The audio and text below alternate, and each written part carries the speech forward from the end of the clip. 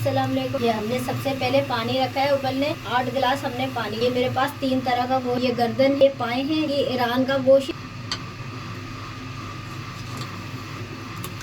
गोश्त आधा किलो है लिए, एक प्याज लिया है छोटा सा, लहसुन लिया है 2 इंच का, ये हल्दी है अदरक की तरह। ये देखिए मैंने छिलका नहीं निकाला। 2 इंच की हल्दी का पीस है और 2 इंच का अदरक का पीस है।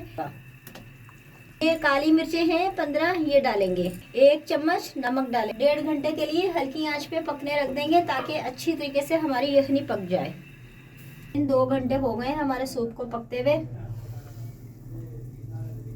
माशाल्लाह से बहुत अच्छा कलर आया। पन्नी में थोड़ा थोड़ा करके छान लेंगे। उनका सब ये रेशा कर लिए। ये नाज़रीन, ये जो मैंने रेशा करा है ये अभी यखनी के अंदर मिला देंगे। ये अगर आपको अच्छा लगे तो कमेंट में बताइएगा वीडियो को। अगर हमारी वीडियो अच्छी लगे तो सब्सक्राइब कीजिएगा, शेयर कीजिएगा, लाइक कीजिएगा।